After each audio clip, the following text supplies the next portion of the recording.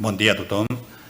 En primer lloc, els vull donar les gràcies per la seva presència a aquesta nova jornada tècnica on analitzarem les patologies més importants que pateixen els edificis a conseqüència de la humitat, a la seva estructura o cimentació o com pot arribar a afectar a la salut de les persones i al mateix temps explicarem els tractaments que portem a terme per solucionar definitivament els problemes d'humitat.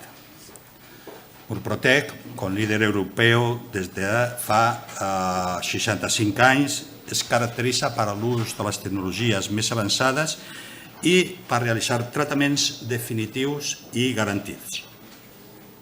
Murprotec està totalment controlat per organismes de control tant nacionals com internacionals que controlen totes les fases del tractament. Alguns d'aquests organismes, com poden ser l'OEC, Organització Espanyola de la Construcció, o l'Organització Espanyola de la Qualitat, i la més coneguda potser de tots vostès, que és la ISO 9001. Durant tots aquests anys, Murprotec, aquí a Espanya, des de fa més de 20 anys, és un referent tant per particulars com per professionals. A més, Murprotec disposa de laboratoris propis d'investigació on desenvolupem matèries primes d'alta tecnologia per a l'ús exclusiu de l'empresa Murprotec i, a més, també el tipus de metodologia que farem servir a tots els nostres tractaments que l'any passat, precisament, van arribar als 13.000 a tota Europa.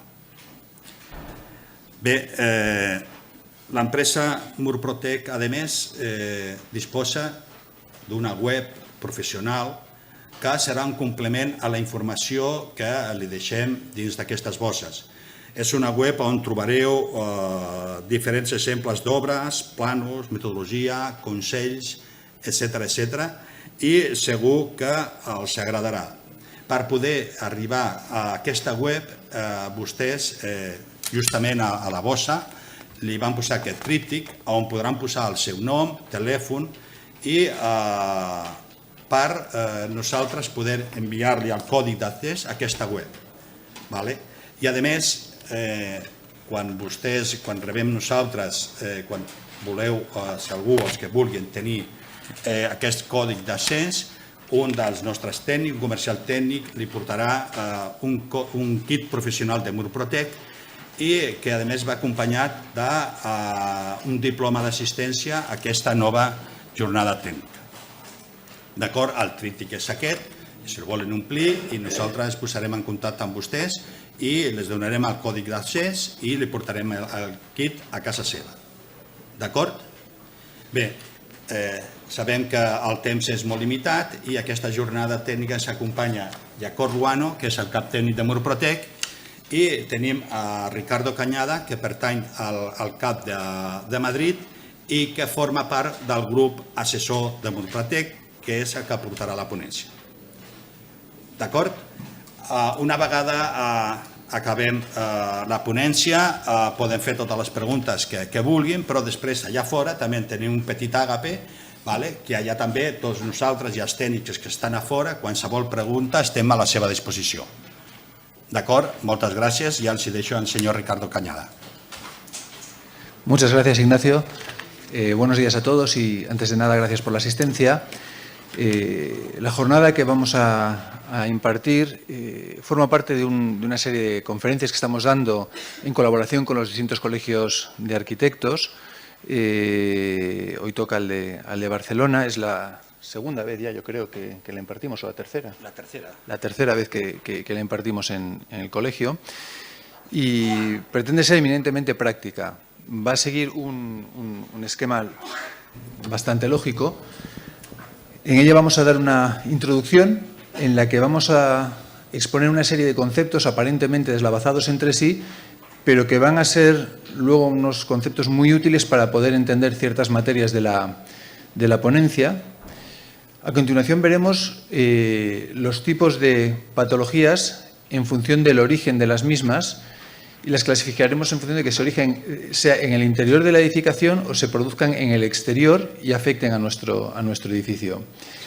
Las primeras las subdividiremos en fugas de instalaciones y condensaciones, y las que se originan en el exterior, en función de los empujes de las aguas sobre la construcción, se dividirán en empujes de aguas horizontales y empujes de aguas verticales, que a su vez serían ascendentes o descendentes.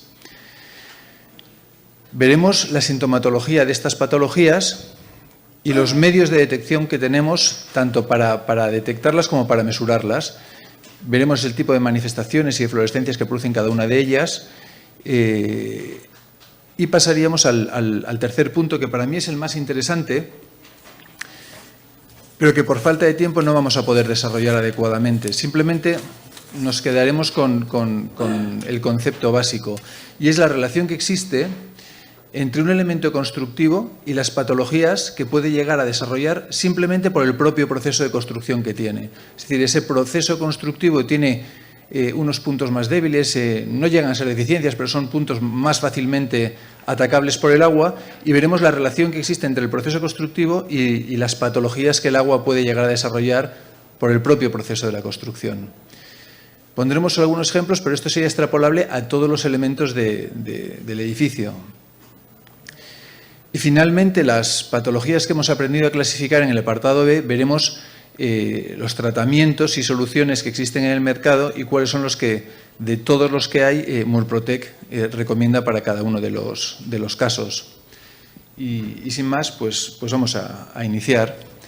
Como decía, vamos a empezar dando unos conceptos aparentemente deslavazados, pero que sí que van a ser muy útiles en el desarrollo de la charla.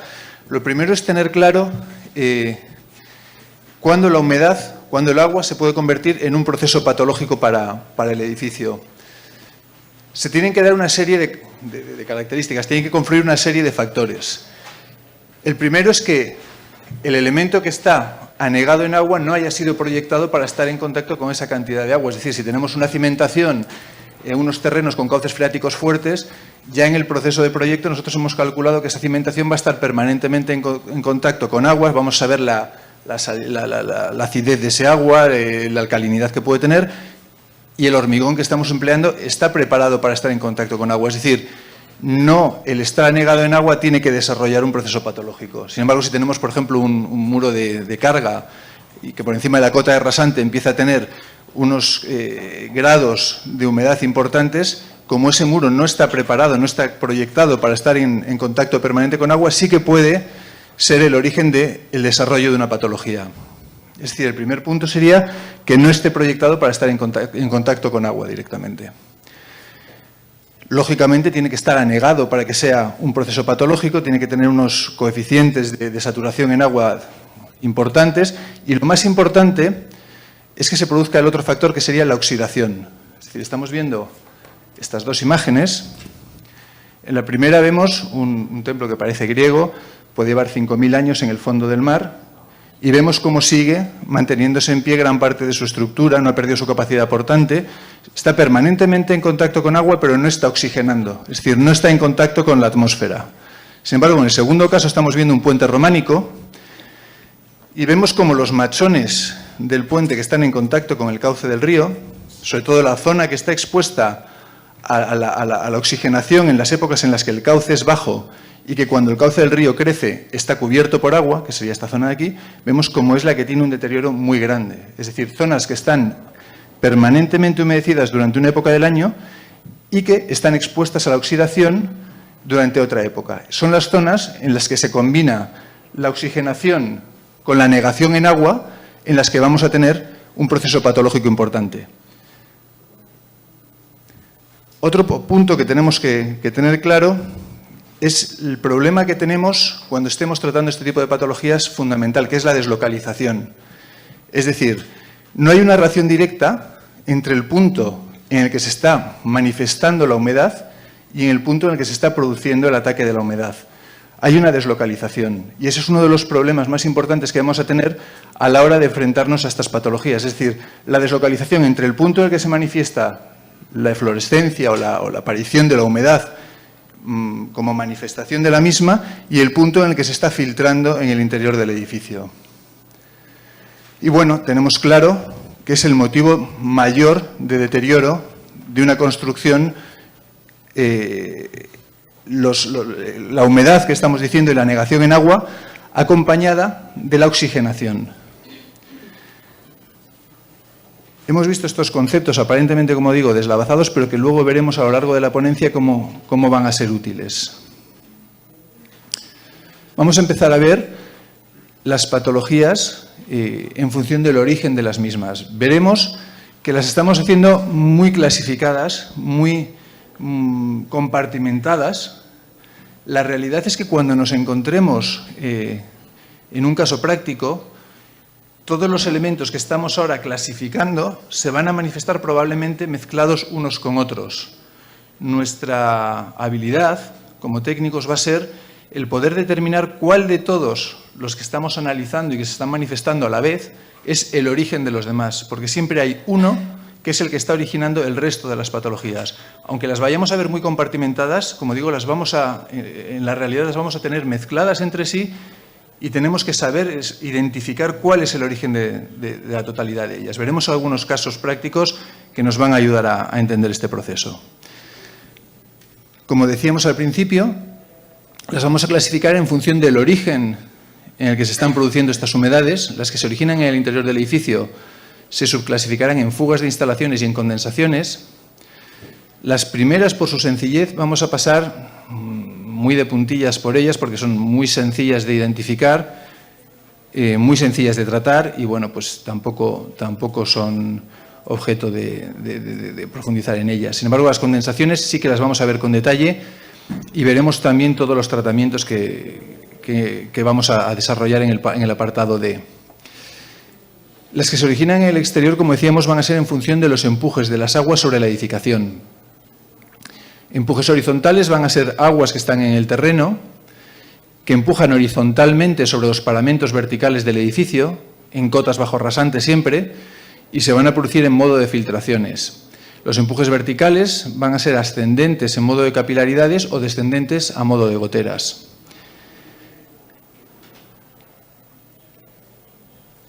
Las fugas de instalaciones sería el primer gran grupo de las patologías relacionadas con aguas interiores del edificio.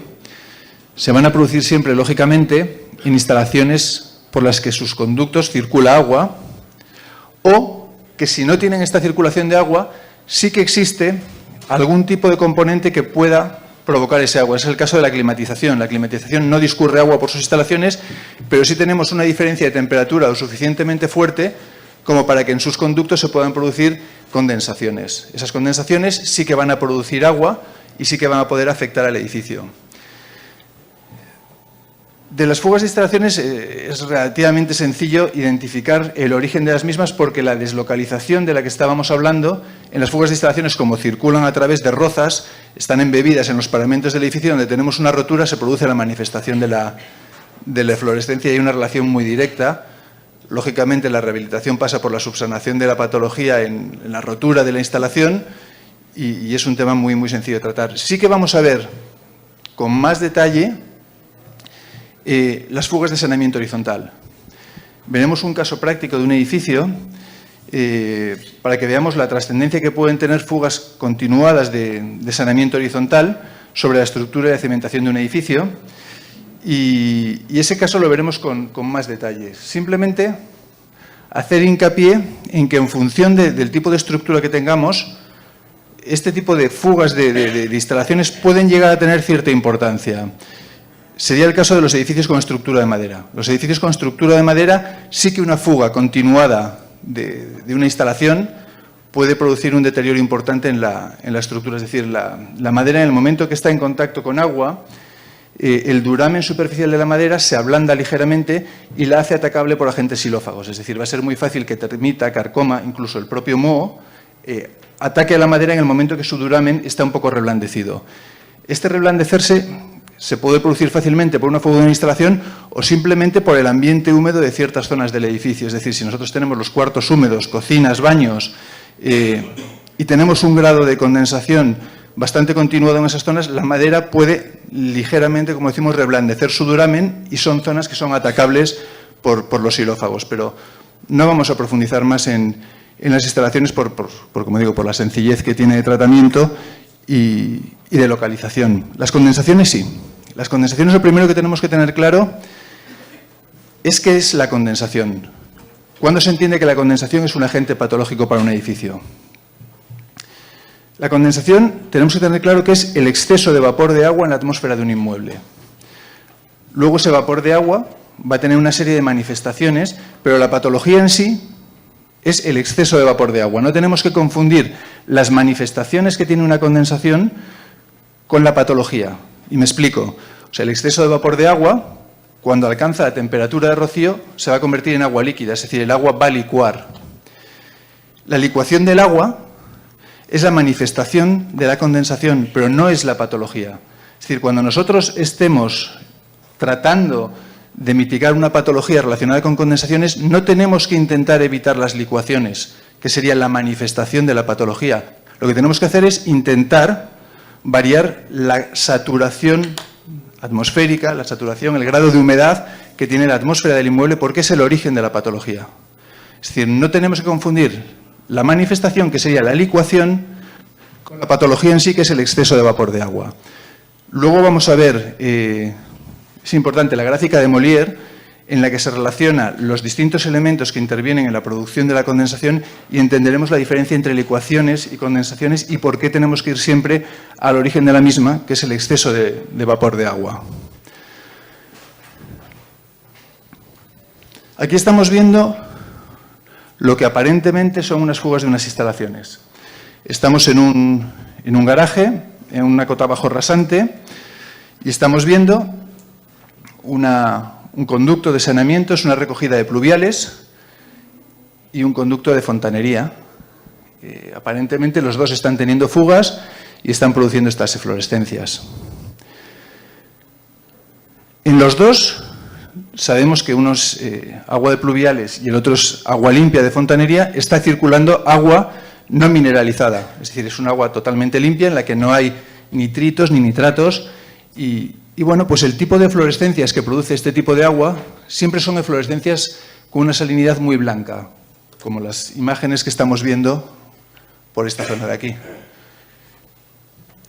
Cuando el agua se mineraliza, es decir, entra en contacto con el terreno, absorbe de este gran cantidad de materia orgánica en forma de nitratos y nitritos, y las eflorescencias que producen estos nitratos y nitritos tienen un aspecto parduzco como estas manchas que estamos viendo por aquí. Es decir, analizando simplemente la imagen que tienen las eflorescencias, sabemos que el agua que las está produciendo no es un agua limpia, es un agua que está muy mineralizada. Podemos descartar, por tanto, que sea el agua que circula por la tubería o por el conducto de recogida, saneamiento de pluviales. Podemos incluso intuir qué tenemos en el trasdós de ese forjado. O sea, por el tipo de fluorescencias que tenemos, sabemos que ese agua ha estado en contacto con el manto orgánico del terreno y podemos intuir que tenemos una zona jardinada en el trasdós de este forjado y que estas eflorescencias se corresponden con el agua que se ha filtrado, que ha cogido nitratos y nitritos del manto orgánico y lo que tenemos simplemente son unas humedades verticales descendentes por el mal sellado de este conducto que atraviesa el forjado y aquí simplemente es una gotera que lo que está haciendo es contaminar y deteriorar el conducto que está pegado al forjado. Es decir, no tenemos que hacer una asociación por cercanía de una aparición de una fluorescencia por la cercanía de una instalación directamente asociar una con otra, sino que tenemos que profundizar más para realmente saber cuál es el origen de la misma. Vamos a centrarnos en las condensaciones, que como decíamos es el exceso de vapor de agua en la atmósfera de un inmueble. Ese exceso de vapor de agua en los puntos en los que se alcanza la temperatura de rocío va a licuar, como estamos viendo en estas imágenes, y se va a convertir en agua líquida. Esto se va a producir en las zonas del edificio que tengan una serie de características para que se pueda producir esta situación. Estamos viendo distintas imágenes. En cada una de ellas se está produciendo por un hecho distinto. En la primera que estamos viendo, pues simplemente es un elemento más poroso que los que hay en el resto de la estancia, es un colchón con una serie de mantas y de elementos muy porosos que están absorbiendo el agua del terreno y la zona que está el colchón en contacto con el paramento, con la pared, está permanentemente humedecida y la zona humedecida es donde se producen estas anidaciones de aspergillus, de hongos, de mohos. Esta otra zona tenemos dos zonas afectadas. La zona del abovedamiento es una zona que está en contacto con el exterior, tiene mucha inercia térmica, se alcanza fácilmente la temperatura del rocío y el agua licúa. La zona en la que el agua está, coloquialmente hablando, escurriendo y recogiéndose en la parte inferior del abovedamiento es donde se producen las anidaciones de aspergillus. Estos dos paramentos están barridos adecuadamente por las corrientes de aire y aunque el agua esté licuando y se alcance la temperatura de rocío en ellos, al estar barridos por corrientes de aire el agua se evapora y no da tiempo que se produzcan anidaciones de aspergillus. Sin embargo, en la esquina, que es la zona que la corriente de aire no barre adecuadamente, sí está permanentemente humedecida. Y ahí sí que se producen anidaciones de hongos y de aspergillus de manera permanente. El techo de una ducha, que también permanentemente está humedecido, pues vemos cómo se producen anidaciones, pero lo más interesante de la imagen es que de este forjado, la parte más fría se corresponde a la viguería metálica que tiene. La viga metálica es más fría, ahí se licúa el agua con más facilidad y vemos cómo son las zonas de las vigas y las viguetas las que están con una mayor cantidad de anidación de aspergillus porque es donde el agua licúa más fácilmente. Un zuncho perimetral de hormigón sin un aislamiento correcto, lo mismo, es una zona que es especialmente fría dentro de lo que sería el forjado y tenemos que marca claramente la anidación de hongos en la zona en la que se licúa el agua. Una pared con orientación norte, es el mismo caso, es la zona más fría de la estancia y es donde el agua va a estar licuando con más facilidad. Y dejo esta imagen para el final porque he visto muy fácil es confundir, y lo he visto en peritaciones, un mal recibido de una carpintería exterior con un problema de condensaciones. Es decir, es muy fácil ver esta imagen y pensar que lo que estamos teniendo es que la carpintería está mal recibida o que tiene filtraciones desde el exterior. ¿Cómo podemos distinguir si lo que tenemos es un problema de una carpintería que está filtrando agua desde el exterior o lo que tenemos es una condensación interior que está produciendo las humedades al escurrir el agua por los vidrios de la carpintería? La parte inferior sería común a las dos patologías, es decir, si tenemos filtraciones desde el exterior, las filtraciones van a chorrear por la parte inferior de la carpintería y vamos a tener este aspecto que vemos en la imagen. Si tenemos condensaciones, se produciría lo mismo, es decir, el agua licúa sobre los cristales y también la zona inferior tendría este agua, estos churretes de agua que están produciendo esta imagen y estas anidaciones. Sin embargo, la parte superior de la ventana vemos que también tiene estas manifestaciones. En una filtración exterior sería ya difícil que en la parte superior de la ventana tuviéramos ese problema. Pero viendo el resto de la estancia, vemos que aquí tenemos en la esquina un caso que es similar a este. Es decir, la zona de esquina en las que las corrientes de aire no barren adecuadamente, tenemos una anidación de aspergillus. Siempre hay que mirar.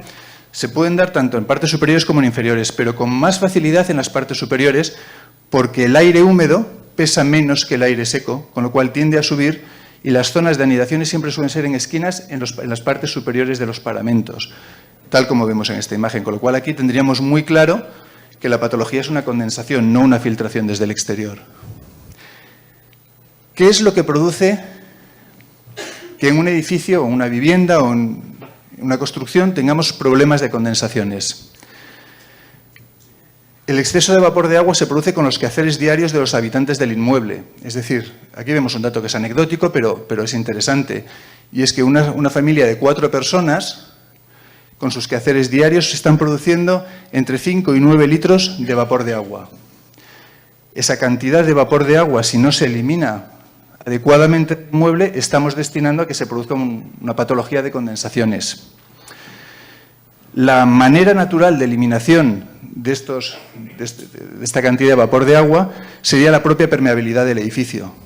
Es decir, un edificio tiene que tener la porosidad suficiente como para, de modo natural, poder eliminar esta cantidad de vapor de agua. El problema es cuando nosotros hacemos muy hermético un edificio, a lo mejor buscando una idoneidad energética, pero cuanto más nos cerramos al exterior, más estamos evitando que ese vapor de agua se elimine adecuadamente. Ya el Código Técnico de la Edificación prevé una eliminación forzada de este vapor de agua en las edificaciones. Pero si nosotros estamos utilizando pinturas muy plásticas, pavimentos muy vinílicos, carpinterías muy herméticas, todo eso está evitando la transpiración natural del edificio y estamos llevándolo a que tenga y se produzcan este tipo de problemas. Esto es básico, la gráfica de Molière. La gráfica de Molière relaciona todos los elementos que intervienen en la producción de la condensación. Y estamos viendo que en la gráfica en el eje de las IES tenemos los gramos de agua por kilogramo de aire. En el eje de las X tenemos grados centígrados, temperaturas. Y luego tenemos las curvas de saturación de la atmósfera del inmueble, que son las que vemos en la gráfica. La primera duda que tendríamos es si es lo mismo la curva de saturación que la cantidad de agua que hay en la atmósfera del inmueble. Y tiene mucha relación, pero hay otro factor que interviene, que es la temperatura. Y me voy a explicar. Si nosotros vamos a poner un ejemplo práctico, que es lo más fácil.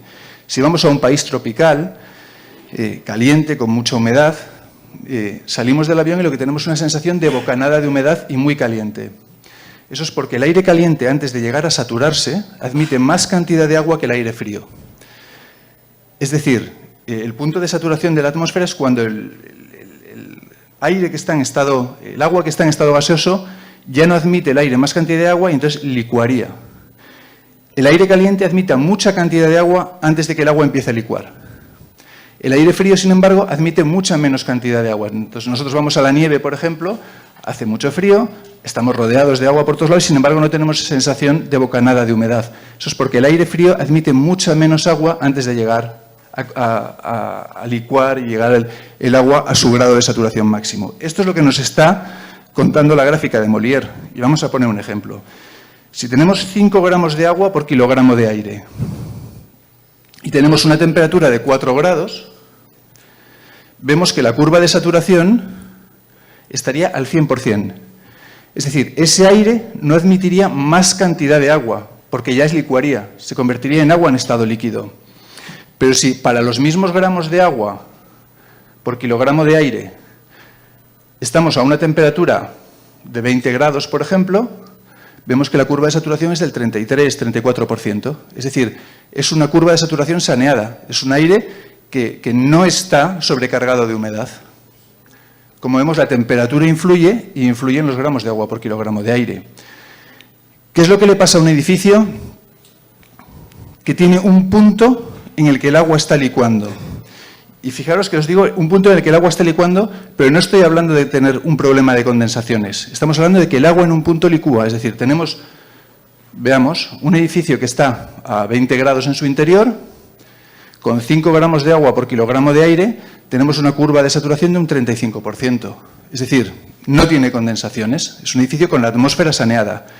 Pero, sin embargo, tenemos un punto que, porque no hemos aislado correctamente, que tiene mucha inercia con el exterior, está a 5 grados de temperatura o a 4 grados.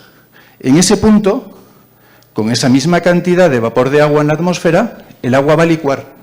No estamos teniendo condensaciones, pero sí que estamos teniendo licuaciones. Por lo cual tenemos que saber diferenciar que una cosa no tiene que ver, tiene relación, pero no tiene por qué estar relacionada con la otra. Cuando tengamos condensaciones, quiere decir que la curva de saturación de la atmósfera de ese inmueble es elevada. Es decir, tenemos un grado de vapor de agua muy elevado para la temperatura que tiene el inmueble y la curva de saturación es entonces muy elevada. Eso es la condensación. Que tengamos o no licuaciones va a depender de las temperaturas del resto de los paramentos del edificio, pero nosotros podemos tener condensaciones sin que tengamos un problema de licuaciones, o al revés, podemos estar teniendo licuaciones en un inmueble sin que existan condensaciones. Entonces, tenemos que tener claro que una cosa tiene relación con la otra, pero no es lo mismo y no tiene por qué ser el origen uno del otro. Esto es importante. Si tenéis alguna duda, paramos y volvemos a insistir sobre ello. Si no, continúo. Vale, pues seguimos. Hasta aquí hemos visto las humedades que se están originando en el interior del edificio. Vamos a ver las que se originan en el exterior y que afectan a la edificación.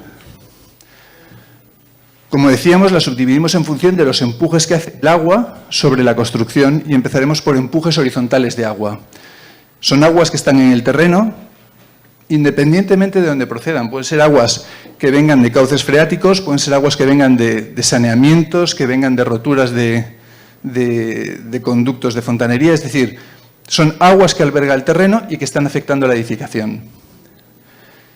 Van a empujar horizontalmente a los paramentos verticales en cotas bajo rasante. En estos dos casos estamos en unas cotas bajo rasante, esto es una planta sótano y esto serían unos garajes. Tanto este paramento como este otro son muros de contención del terreno y vemos cómo aquí tenemos un desarrollo claro de unas eflorescencias producidas por empujes horizontales de agua. Esta imagen no es habitual.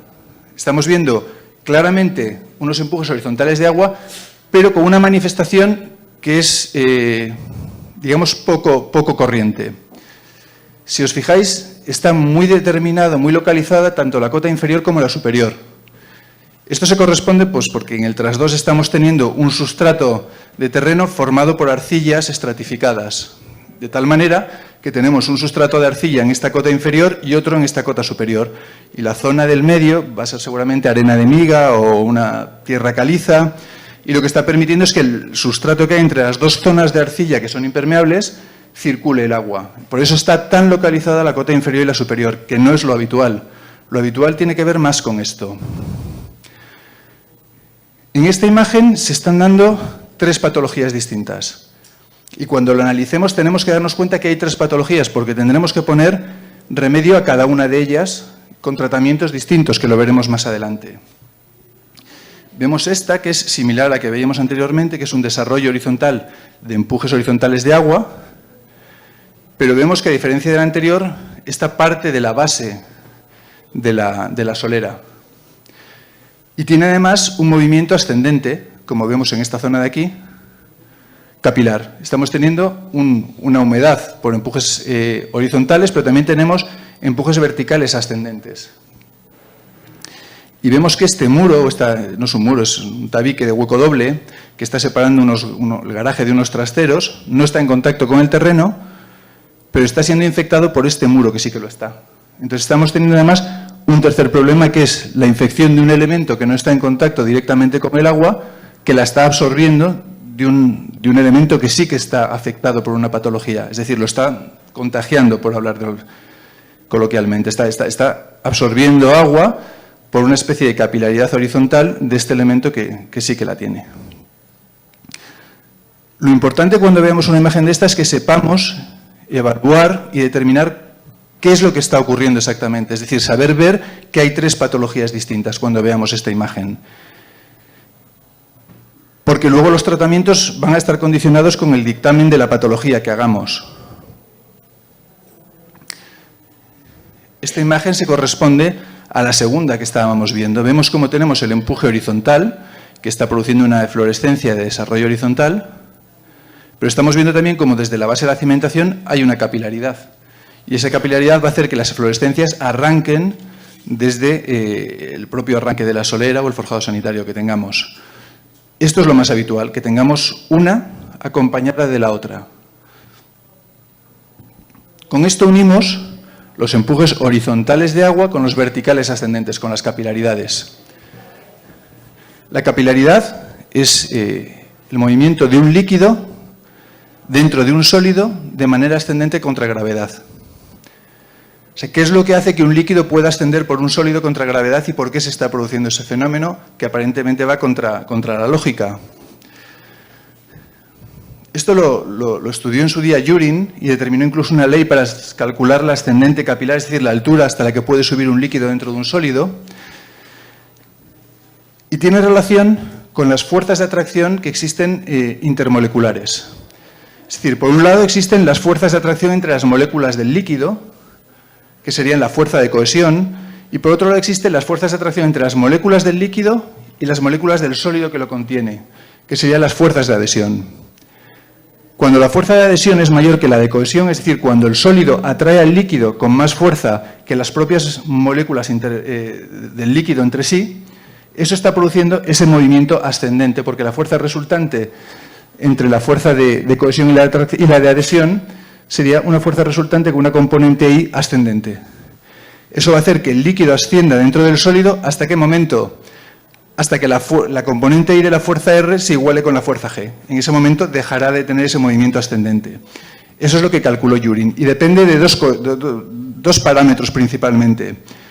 Uno es la densidad del líquido y su viscosidad, y el otro sería la porosidad del sólido. Esto nos viene determinado por esta fórmula, que H, que sería la altura hasta la que va a ascender el agua dentro del sólido, sería 2 por la tensión superficial interfacial, es la tensión que coge la lámina de agua en su cara superior, por el coseno de phi, que es el ángulo que tiene la fuerza R con la horizontal, partido por la densidad del líquido, por la fuerza de gravedad, y por R, que sería el radio del microtubular. Es decir, R nos estaría hablando de la porosidad del sólido. Es decir, resumiendo todo, conociendo la porosidad de un sólido y la viscosidad de un líquido, podemos calcular la ascendente de la capilaridad de ese líquido dentro del sólido. Aquí estamos viendo dos imágenes de una capilaridad, es el intra-2 y el tras-2 de un mismo muro de carga, y estamos viendo el deterioro que se está produciendo por la capilaridad.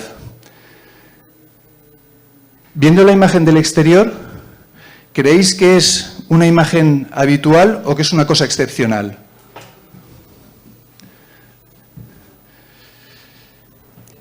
Vamos a pensar, la parte que está más humedecida del muro, ¿va a ser la parte superior como estamos viendo aquí o debería de ser el arranque del muro? La parte que más agua tiene va a ser siempre el arranque del muro. Entonces debería de ser, por lógica, la zona más deteriorada. Sin embargo, ¿por qué se está produciendo esta casuística? Eso lo entendemos cuando vemos el intra-2 de ese muro. Vemos que hay un zócalo vinílico que está evitando que el muro oxigene interiormente. Además, se ve marcado prácticamente la línea de este zócalo aquí. ¿Qué quiere decir esto? ¿Recordáis al principio cuando hablábamos de saturación de agua y oxigenación? Cuando hay un contacto directo con la atmósfera es cuando se está produciendo el proceso patológico. En este muro estamos teniendo contacto directo con la atmósfera exteriormente. Interiormente, este zócalo vinílico está evitando que haya un contacto directo con el oxígeno de la atmósfera. Es decir, interiormente no está oxigenando hasta esta cota. Vemos cómo en el exterior estamos viendo que la zona de mayor deterioro es por encima de la línea de ese zócalo. Y vemos cómo por encima de esta línea, pues efectivamente el deterioro interiormente es muy fuerte y exteriormente también es muy fuerte. Entonces, esto nos hace recordar que para que exista este deterioro tiene que ser el agua acompañada de la oxigenación. Y vamos a ver qué factores intervienen para que exista un deterioro real del muro. Estamos viendo agua de lluvia, es agua que no está mineralizada, que no contiene sales en su interior. ¿Cómo puede afectar a una fachada? ¿Cómo la puede deteriorar? El agua de lluvia puede erosionar la fachada, una fachada de fábrica de ladrillo, sobre todo el llagueado de la fachada. Si tenemos alguna fisura, podemos tener heladicidades y que cuando hiela el agua expande, se convierte en hielo y puede agrandar estas grietas, pero no vamos a tener un deterioro mayor por el agua de lluvia. Sin embargo, cuando el agua de lluvia entra en contacto con el terreno, absorbe sales del terreno. Cuando esta agua mineralizada es absorbida por el muro por capilaridad o por filtraciones laterales, daría igual, y evapora, en ese proceso de evaporación, para la evaporación es necesaria la oxigenación, las sales cristalizan. Y esas sales, cuando tienen este proceso de cristalización, rompen la estructura micromolecular del muro. Es decir, es cuando el muro va a tener una afección importante, es cuando va a romperse su estructura micromolecular y cuando va a poder llegar a tener incluso una pérdida de su capacidad portante y ser un problema estructural. Es decir, la cristalización de las sales que está absorbiendo el agua del terreno rompen la estructura micromolecular cuando se produce la oxigenación del muro. Estamos viendo una imagen de un muro. Estaríamos en invierno con una temperatura más alta en el interior que en el exterior. ¿Dónde creéis que se va a producir mayor deterioro? ¿En el interior o en el exterior? ¿Dónde hay más evaporación? Donde hay más temperatura. Luego, donde tengamos más evaporación va a haber una mayor cristalización y va a haber un mayor deterioro superficial del muro. Es decir, en verano sería el proceso contrario. En verano, que hace más temperatura en el exterior, se va a deteriorar más la zona exterior del edificio. En invierno vamos a tener un mayor deterioro en la zona interior. Entonces, en función de la temperatura, en función de la evaporación y sobre todo de la oxigenación, vamos a ver cómo evoluciona el deterioro de un elemento portante.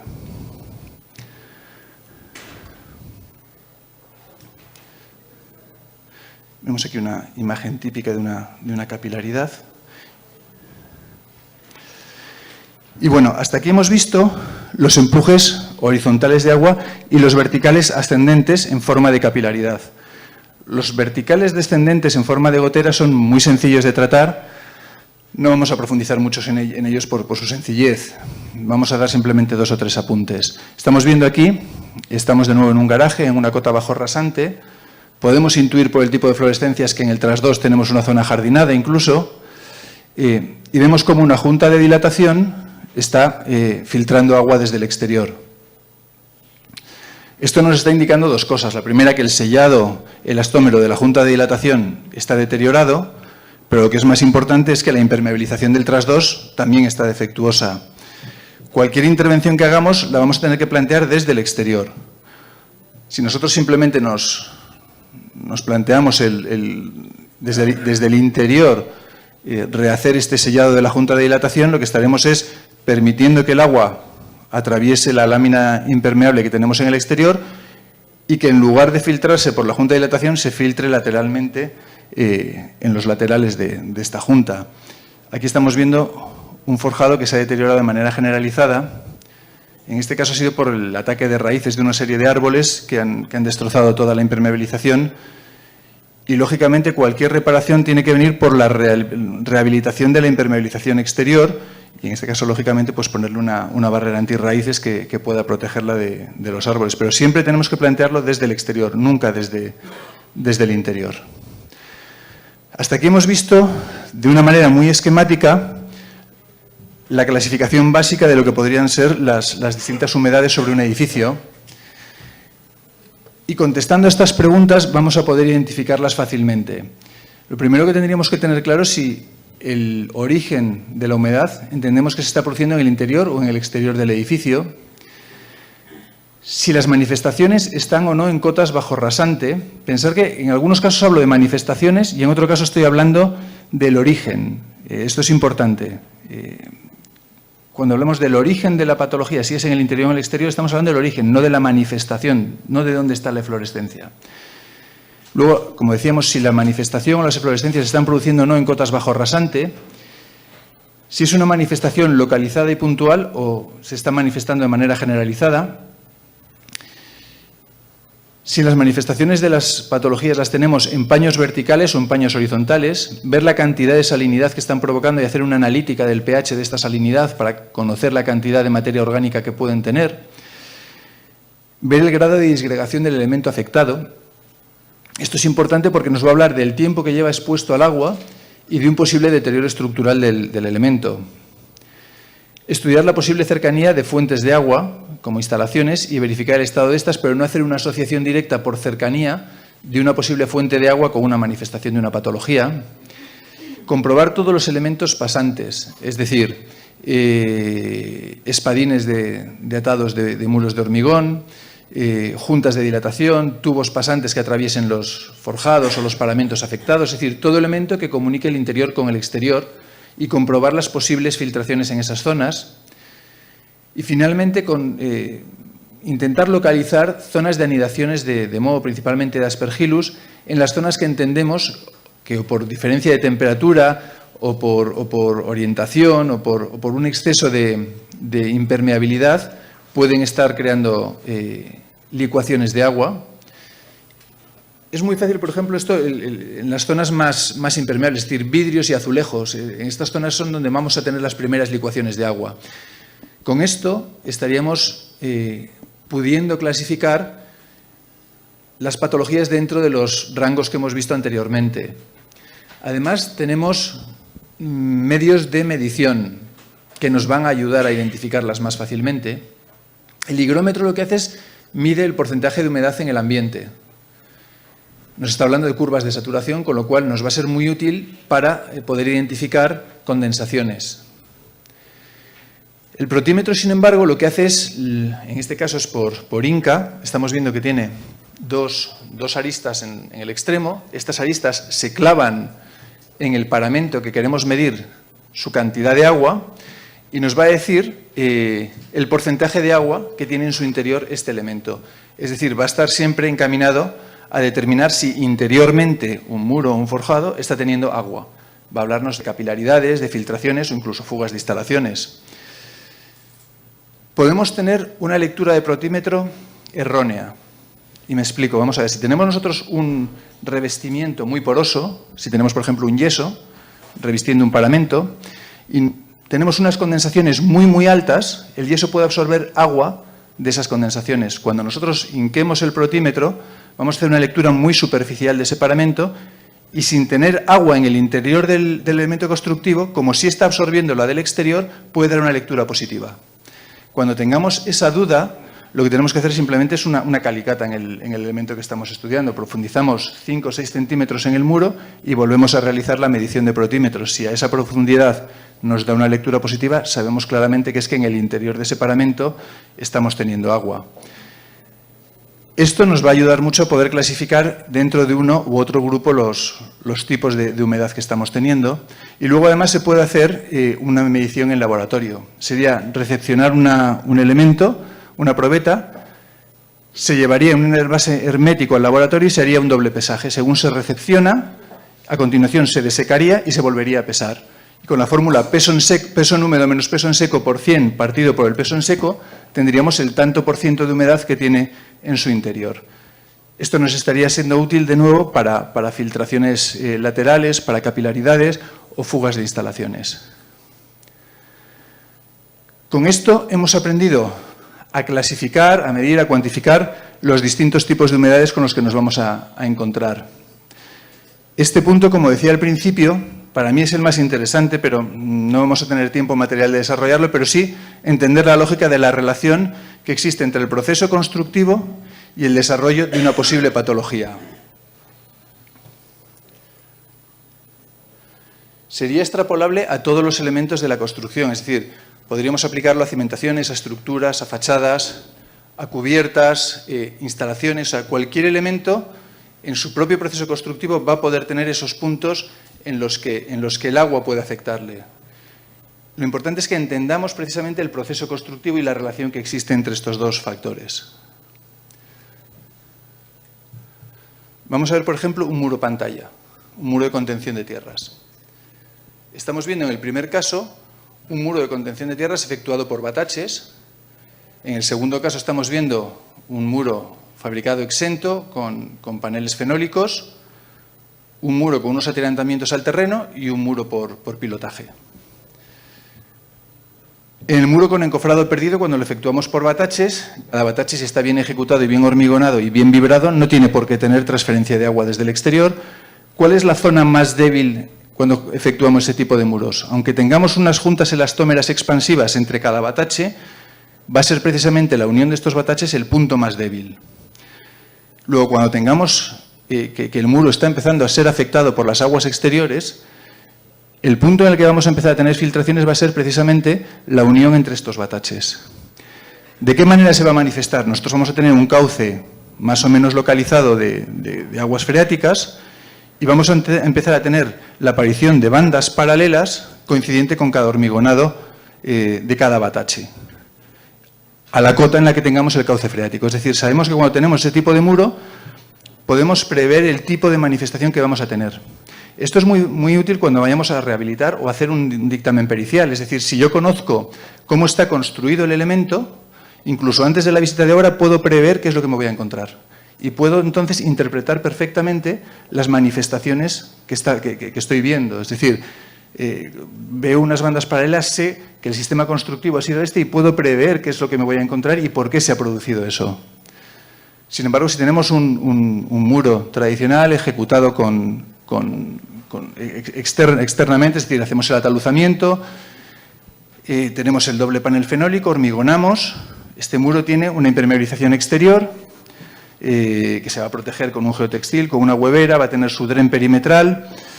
Si nosotros tenemos algún tipo de humedad, va a significar que la impermeabilización exterior está deteriorada y que vamos a tener una filtración al interior. ¿Cuál sería el punto por el que el agua entraría más fácil al interior? Siempre lo que nos va a conectar el interior con el exterior, en este caso los espadines de atado de los paneles fenólicos. Es decir, cuando tengamos este tipo de muro, sabemos que el primer síntoma de una patología por entrada de agua desde el exterior van a ser licuaciones a través de los espadines de atado de los paneles fenólicos. Este otro sistema, que es un sistema de atirantamiento al terreno porque tiene empujes muy fuertes del mismo, el muro, ya en la fase de obra estamos teniendo licuaciones, como vemos, a través de la unión entre los anclajes al terreno y el propio muro. Cuando tengamos un muro por pilotes, el pilote en sí nunca va a transferir agua, pero el espacio interpilote es muy fácil que transfiera agua al interior. Cuando construimos de esta manera, en los garajes lo que hacemos luego es tener una cámara bufa que está cerrada por un tabique de cerámico, de hueco doble, hueco sencillo, o una chapa corrugada de aluminio, también es muy habitual. Cuando se filtra agua, como decimos, por el espacio interpilote, lo que va a hacer es escurrir por el forjado y va a tener una capilaridad el muro que está haciendo de cámara bufa. Entonces, el primer síntoma de las aguas desde el exterior va a ser una capilaridad, si tenemos distintas plantas, la que coincida con el cauce freático. Y esa capilaridad va a ser sintomática del inicio de una patología. No se va a quedar ahí, pero sí que sabemos que el primer síntoma va a ser una capilaridad. Con lo cual, como decimos, cuando entendemos el sistema constructivo podemos prever qué es lo que vamos a tener y lo vamos a interpretar con muchísima facilidad. Esto sería extrapolable, como decimos, a cualquier elemento de la construcción. La cimentación, bueno, estamos viendo ahora una solera o un forjado sanitario. Una solera, tenemos una lámina antihumedad, una lámina plástica, que va a evitar que el agua ascienda por capilaridad. Cualquier rotura de esta lámina es lo que nos va a producir humedad en una solera. Luego, la humedad va a ser siempre una humedad capilar en una solera. Y nos va a hablar de una rotura de la lámina de impermeabilización. Es muy habitual cuando se están ejecutando soleras que en lugar de utilizar un árido de canto redondo de río, por economía se utilice un canto machacado, un árido machacado. El árido machacado tiene aristas. Entonces es muy fácil que esas aristas rompan la lámina antihumedad. Es decir, entendiendo el sistema constructivo entendemos dónde se puede romper o dónde se puede deteriorar o cuál es el punto más débil y entenderemos cómo puede afectar a la construcción. Sin embargo, un forjado sanitario no está en contacto directo con el terreno. ¿Cómo puede tener agua un forjado sanitario?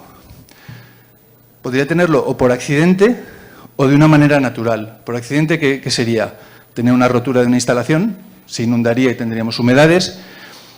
Una variación de los cauces freáticos, podrían inundarlo también, pero el proceso natural, ¿cuál sería? Una ventilación inadecuada de esa cámara.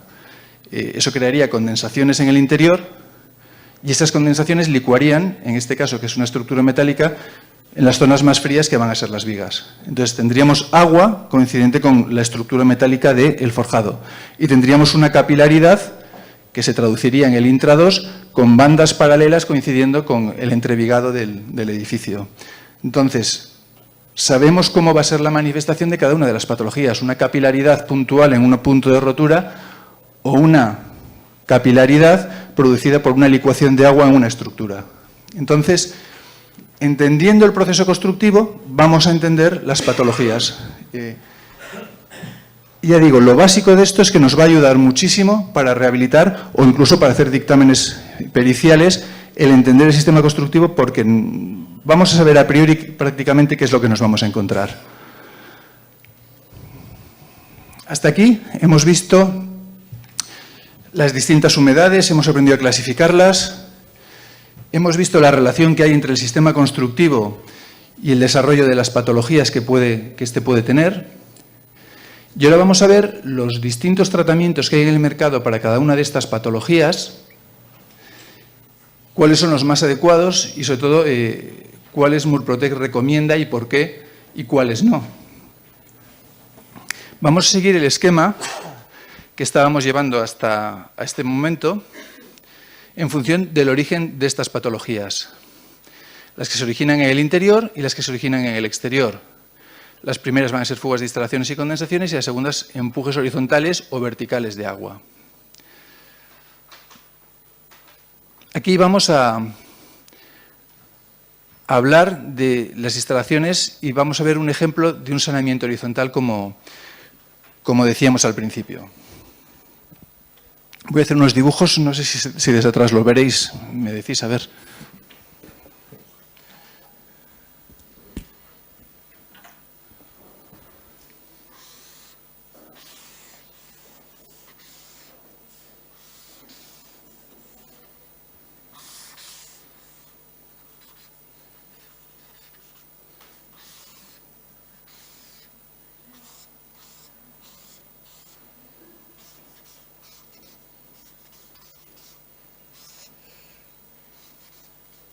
No sé si veis algo desde atrás. Sí podéis ver más o menos. Este es el edificio que estamos viendo en la imagen. Es este edificio de aquí. Esta crujía que estamos viendo sería esta. Y esto es un edificio en la calle Castelló, es en el barrio de Salamanca, en Madrid. La comunidad se pone en contacto con el estudio porque empiezan a producirse unos agrietamientos en esta zona del edificio. Piensan que pueden tener algún problema estructural en las últimas plantas y que hay alguna cesión de los forjados y que por eso se les están rompiendo todos los paramentos que están en esta zona. Se hace un estudio general del edificio y se ve que el ramal de recogida de aguas de saneamiento del edificio transcurre por esta zona, que además está totalmente deteriorado y que está teniendo fugas de agua desde hace muchos años. Esto lo que está produciendo es un lavado de tierras del edificio justo en la zona de esta crujía, y el edificio lo que está haciendo es hundirse por una falta de consistencia del terreno sobre el que apoya. Esto, exagerando mucho la imagen, lo que está produciendo es que el edificio se incline y se apoye contra el edificio medianero. Es esta zona de apoyo entre los dos edificios en las que se están produciendo todos estos agrietamientos. Pero lo importante es ver cómo, bueno, este edificio, porque estaba entre medianeras, no llegó a colapsar. Si llega a ser un edificio exento, hubiera directamente colapsado. Entonces, cómo una fuga permanente de saneamiento puede hacer un lavado de tierras, un asiento diferencial del edificio que puede llegar a casos como este. Estamos viendo la imagen desde la cara inferior de apoyo de zapata hasta el firme resistente teníamos 1,75 m. O sea, es decir, el terreno no tenía la capacidad de carga suficiente para aguantar el peso del edificio hasta 1,75 m por debajo del apoyo que tenía que ser el adecuado. Respecto a la solera, vemos la solera que la tenemos aquí, teníamos 1,5 m aproximadamente más de descalce respecto a la cara inferior de la, a la cara inferior de la zapata. La solera no llegó a colapsar porque, si veis, había algunos machones por aquí que todavía tenían consistencia e hicieron que no llegara a colapsar la solera. Pero vemos la trascendencia de una fuga de un saneamiento de un edificio. Es algo que puede ser tremendo. Estamos viendo la intervención que se hizo. Salgo un poco de la conferencia si queréis y os cuento el final de la película. Teníamos 3 posibilidades de intervenir. 2 de ellas tendrían que ver con bajar el apoyo del edificio. Es decir, el edificio lo bajamos buscando el apoyo resistente. Podríamos hacer un micropilotaje, bajando por micropilotes el apoyo del edificio hasta el firme resistente y por hinca y por fuste darle la resistencia suficiente. O podríamos aumentar y recrecer la zapata. La otra opción sería subir la cota del terreno resistente, es decir, no bajar el edificio, sino subir el terreno, hacer inyecciones de emulsiones expansivas. Eso lo que nos va a crear son unos bulbos resistentes debajo de la cimentación. ¿Cuál elegimos y por qué? Si nosotros hiciésemos las inyecciones, que era lo menos agresivo y lo más sencillo de ejecutar, tendríamos un problema, y es que estaríamos no solo compactando nuestra cimentación, sino también la del edificio medianero. Y entonces estaríamos rigidizando una de sus crujías en exceso respecto a las demás. Para no crearles problemas a los vecinos, desechamos esta opción. El micropilotaje era la siguiente, tanto por economía como por ejecución, que parecía más adecuada. Lo estudiamos y el problema que teníamos es que no solamente teníamos que rigidizar esta crujía con micropelotaje, sino las dos siguientes también. Y eso disparaba el coste de la intervención y se desechó. Y al final lo hicimos por el método tradicional, que es lo que veis en la imagen. Se hizo un recrecido en superficie para repartir menos carga por metro cuadrado y luego además bajamos la cota por bataches. Es decir, teníamos bataches de 1,75, excavábamos por debajo de la cimentación en bataches de 1,75 y recrecíamos en superficie y en profundidad la zapata de esta crujía del edificio. Al final, bueno, pues el edificio quedó perfectamente recalzado y el problema se solucionó, pero toda esta historia es por una fuga de un saneamiento. O sea, realmente la trascendencia puede ser importante. Estamos viendo aquí una inspección de un saneamiento. Cuando nosotros sospechemos que un saneamiento puede tener problemas, lo más lógico es hacer una inspección del mismo. Lo primero que se hace, lógicamente, es acceder a los elementos registrables, arquetas y pozos. Ver que no hay filtraciones en estos y que la unión con los tubulares es adecuada. Y luego vemos el estado del interior de los conductos, que es lo que se está viendo aquí. Se mete una cámara oruga que va a hacer una filmación geolocalizada. Estamos teniendo las cotas, tanto de profundidad como de longitud, de cada fotograma, y donde se detecta como aquí unas roturas, pues estamos localizando perfectamente el punto en el que la rotura se está produciendo. Con eso, pues sabemos dónde estamos teniendo las fugas de agua y, como en este caso, vemos dónde es la zona donde puede estar el edificio afectado.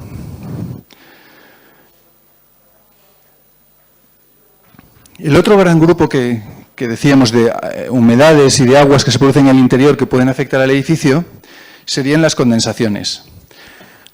Hay tratamientos en el mercado que lo que buscan es mitigar la manifestación de la condensación.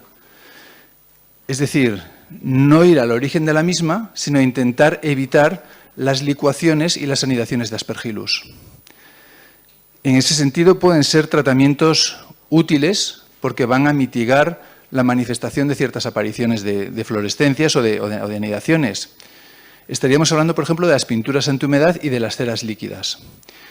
Esto lo que hace es evitar que el agua permanezca sobre el paramento, es decir, son muy plásticas y, hablando coloquialmente, escurrirían el agua. El agua que está licuando sobre el paramento no permanece porque es permanentemente escurrido por la plasticidad de las pinturas antihumedad o de las ceras líquidas. Eso va a evitar que tengamos anidaciones de Aspergillus porque el paramento no está permanentemente humedecido. Pero no va a variar en nada las condiciones higrométricas de la atmósfera del inmueble, es decir, vamos a seguir teniendo la misma cantidad de humedad en la atmósfera del inmueble. El problema que tenemos con este tipo de tratamientos es que al no variar el origen de la patología se va a empezar a manifestar en otras zonas y sobre todo que va a seguir afectando tanto a la salud de los habitantes como a la posible estructura del edificio, sobre todo, como decíamos, si tenemos estructuras de madera, también a las metálicas pueden llegar a afectarla. Las ceras líquidas se parecen mucho a las pinturas antihumedad, tienen además una cierta capacidad de aislamiento térmico y acústico. Eso todavía mejora un poco más las cualidades respecto a las pinturas antihumedad porque al tener cierto aislamiento térmico hacen que el punto de rocío disminuya de temperatura, aumente de temperatura, con lo cual es más difícil que se produzca el punto de rocío. Pero, de nuevo, no estamos en nada variando las condiciones higrométricas del edificio. Podemos utilizar aislamientos térmicos. Los aislamientos térmicos lo que van a hacer, de nuevo, es variar el punto de rocío de la zona en la que el agua está licuando. ¿Cuándo tiene sentido el uso de este tipo de soluciones? Cuando tengamos licuaciones, pero no tengamos condensaciones. Es decir, si nosotros no tenemos condensaciones, la curva higrométrica del edificio es saneada y, sin embargo, estamos teniendo puntos en los que el agua licúa por diferencia de temperatura, ahí tiene sentido que hagamos un aislamiento térmico adecuado. Es decir, el utilizar un sistema de SAT en una fachada norte o generalizada dentro de un edificio. Tenemos licuaciones por diferencia de temperatura, pero no tenemos condensaciones. El utilizar una cámara con pladur y con un aislamiento térmico rompiendo la inercia térmica de una zona es adecuada si tenemos licuaciones, pero este sistema, en el momento que estemos hablando de condensaciones, no de licuaciones, no tendría ningún sentido. Es decir, nosotros podemos estar rompiendo el punto de rocío de una zona, pero si no variamos el grado de higrometría de la atmósfera del inmueble, seguimos teniendo la patología. Con lo cual, Para condensaciones, pues como vemos, tampoco tendría mucho sentido. Un método tradicional para las condensaciones ha sido siempre abrir huecos de ventilación cruzados en las fachadas. Esto ya sí empieza a tener relación con una posible solución. Es decir, nosotros estamos con estos huecos de ventilación eliminando aire saturado e introduciendo en el interior aire saneado. De todos modos, no es un sistema recomendable. Vamos a ver por qué. Primero, porque no es suficiente, lógicamente, el tener unos huecos cruzados de ventilación. Segundo, porque estamos eliminando permanentemente aire calefactado. Es decir, energéticamente es muy deficitario. Y luego tenemos otro problema, que por ejemplo en Barcelona, que tiene mar, se produce, y es que hay veces que en el exterior tenemos una curva higrométrica con más humedad que en el interior. Con lo cual, el abrir huecos de ventilación en la fachada, estaríamos introduciendo aire con más humedad que el que a lo mejor tiene la vivienda. Con lo cual, tampoco sería adecuado. Murprotec recomienda el uso de centrales de tratamiento de aire. Una central de tratamiento de aire, ¿qué es y cómo funciona? Es este sistema que estamos viendo. Lo que hace una central de tratamiento de aire es coger aire desde el exterior, lo estamos viendo en esta imagen, aire que puede tener una curva de saturación incluso mayor que el interior de la vivienda. Ese aire lo calefacta, si recordáis la gráfica de Molière, con unos gramos de agua por kilogramo de aire, simplemente en ese proceso de calefactado estamos varando la curva de saturación de la atmósfera, pues la central de tratamiento lo que hace es calefactar hasta la temperatura tal que la curva de saturación quede saneada, y cuando el aire está saneado lo insufla en el interior de la vivienda. Estamos inyectando permanentemente aire saneado. A su vez tenemos que eliminar el aire viciado que hay en el interior. ¿Eso cómo se haría? ¿Sabéis cómo funciona, por ejemplo, salvando las distancias, un búnker nuclear? ¿Cómo se consigue que no haya una transmisión de aire desde el exterior, que estaría radioactivo, hacia el interior? Lo que se hace es se sobrepresiona ligeramente el interior del búnker, la atmósfera del interior del búnker. Y cualquier transferencia de aire va a ser de la zona de más presión a la de menos presión. Esto tendría un sistema parecido, lógicamente salvando las distancias, como digo. Lo que haría es sobrepresionar ligeramente la atmósfera de la vivienda para que cualquier intercambio de aire sea siempre desde el interior hacia el exterior. ¿Por dónde sería ese intercambio? Pues tal como marca el código técnico para las ventilaciones forzadas, a través de las cajas de las carpinterías, principalmente de las persianas de las ventanas. Se pondrían unas rejillas y a través de esas rejillas habría un flujo constante de eliminación de aire. Con esto se conseguiría sanear la atmósfera del inmueble, pero nos surge una pregunta. Estamos permanentemente eliminando aire calefactado. Aparentemente es deficitario energéticamente. Se han hecho en Bélgica, que es de donde es la empresa Murprotec, ensayos de laboratorio, teniendo una central de tratamiento de aire funcionando permanentemente, con las condiciones de Bélgica, que son bastante más desfavorables que las nuestras, y se ha llegado a la conclusión de que no solo es desfavorable, sino que incluso tiene un punto de favorecer la eficiencia energética, y vamos a ver el porqué. Puntos deficitarios tendría la eliminación de aire calefactado y, lógicamente, el consumo eléctrico de la central de tratamiento. Puntos a su favor tendría dos. Uno, que el aire que se está insuflando ya tiene una temperatura determinada. Es decir, dentro del consumo energético ya estamos insuflando aire. Normalmente se busca que esté a unos 17 grados. Es decir, el proceso de calefactado posterior tendría que ser desde 17 hasta la temperatura óptima que tengamos a 20 y pocos grados dentro de la vivienda. Es decir, 3, 4, 5 grados de temperatura sería lo que habría que calefactar. Ahí ya tenemos un ahorro energético importante. Pero el más importante es que estaríamos calefactando aire seco. Aire con una curva de saturación saneada. Es mucho más económico calefactar aire seco que aire húmedo. Con lo cual, al final, el ahorro energético se produce con estos dos factores por encima del gasto energético que está produciendo la central. Una central de tratamiento de aire da servicio a unos metros cúbicos determinados. La tradicional son unos 300 metros cúbicos. Creo que ahora hay centrales que me podrás corroborar, que dan un servicio mayor y una optimización mayor. Pero la tradicional que se ha utilizado son unos 300 metros cúbicos, que para alturas de 2,50 tradicionales estaríamos hablando de unos 120 metros cuadrados de servicio. Si tenemos más superficie, habría que hacer un estudio de reparto de centrales de tratamiento para que dieran servicio a todo el conjunto. Es importante que esta sobrepresión se transmita a todas las estancias. Si tenemos una sola central, tenemos que permitir que haya una transmisión de esta sobrepresión de una estancia a otra. Se consigue, igual que marca también el código técnico, en las carpinterías interiores dejar una holgura en la parte inferior. Es decir, habría que hacer un lijado de las carpinterías que tiene el edificio interiores y dejar 1 centímetro, centímetro y pico para que se pueda permitir esta transmisión de sobrepresión. La mejor manera de ver cómo funciona es el ejemplo, siempre iré al ejemplo muy práctico. Por ejemplo, cuando estamos dentro de un coche y se pone a llover de una manera muy fuerte, el aire exterior se sobresatura de agua y entra muy sobresaturado en el interior del coche. Inmediatamente los cristales del coche se empañan. ¿Y qué hacemos nosotros para desempañarlo? Ponemos la calefacción fuerte y que recircule por todo el coche. En el momento que ponemos la calefacción fuerte está entrando el mismo aire con la misma cantidad de agua, pero con la temperatura le hemos variado la curva de saturación. Y cuando lo recirculamos hacemos que se evapore el agua que está condensada en los paramentos, salvando las distancias porque es bastante más sofisticado, pero una central de tratamiento haría algo parecido. Es decir, coge aire del exterior independientemente de su curva de saturación, lo calefacta al punto de variarle la curva hasta convertirla en una curva saneada, lo insufla en el interior y lo recircula para que los paramentos que están afectados evaporen y tengamos una adecuada humedad en todo el inmueble. Como digo, este es el sistema que Murprotec recomienda porque entiende que es el que garantiza con mayor seguridad la eliminación de las condensaciones.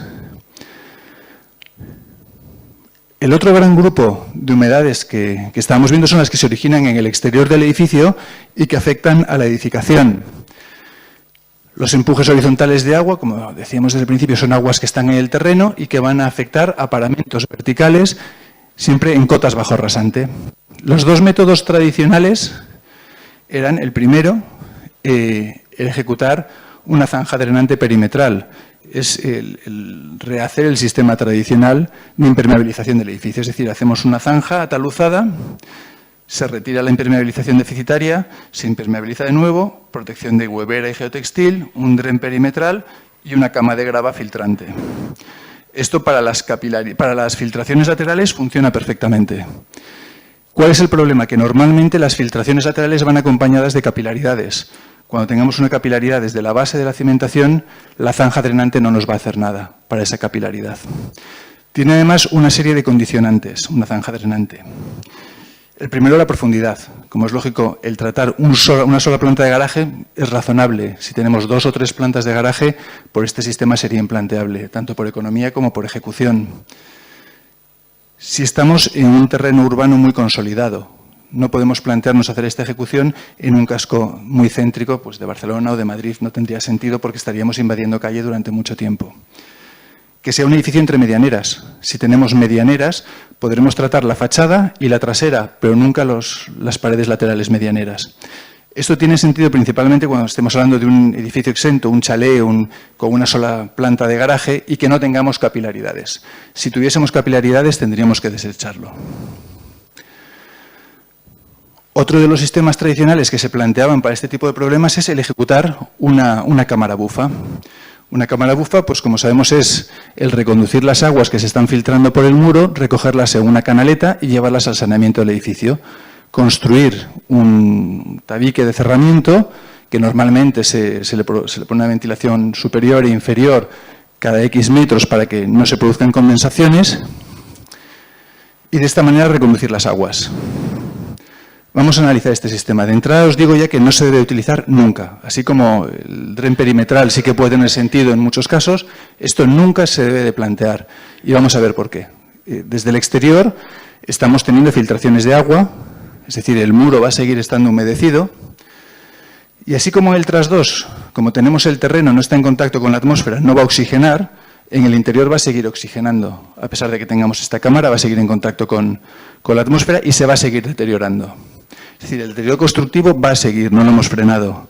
Y además le hemos puesto un paramento que va a evitar que veamos la evolución de ese deterioro constructivo. Con lo cual, el muro va a seguir deteriorándose y no vamos a saber el grado de deterioro que ese muro tiene. Con lo cual, pues es el peor sistema que podíamos emplear para intentar solucionar esto, porque no solo es una solución, sino que nos está ocultando el problema y no vamos a saber su grado de evolución. Otro de los sistemas que existen en el mercado es la electroosmosis. ¿La electroosmosis en qué consiste? Sabemos que físicamente elementos con la misma polaridad se repelen. Elementos con diferente polaridad se atraen. Bueno, la electroosmosis lo que hace es asimilar la polaridad del muro o del elemento afectado por agua a la del propio agua, de manera que el agua tenga la misma polaridad que el muro afectado y entonces el muro repela el agua que hay en su interior. La electroosmosis, ¿para qué casos podemos hablar de que tiene cierta afección sobre el muro?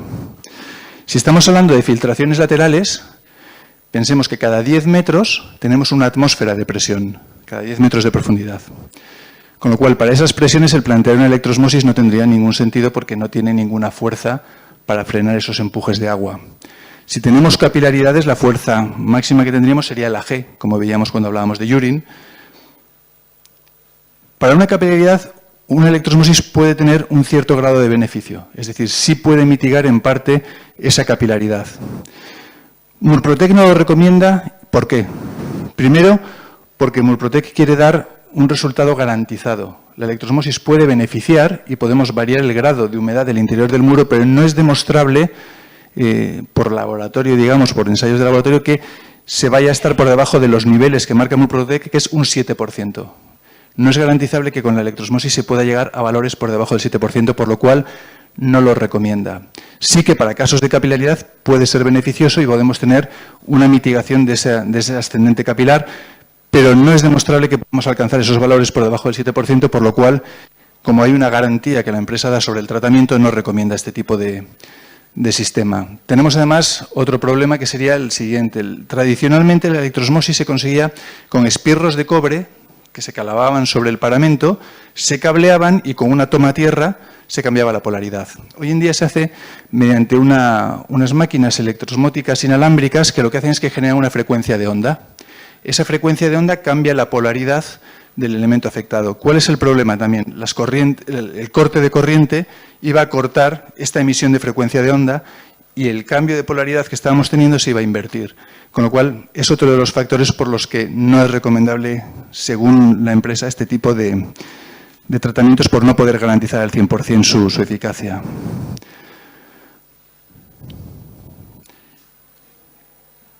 ¿Cuál es el sistema que se entiende más adecuado para las filtraciones laterales de agua? Incluso el código técnico habla de este tipo de tratamientos para cotas bajo rasante.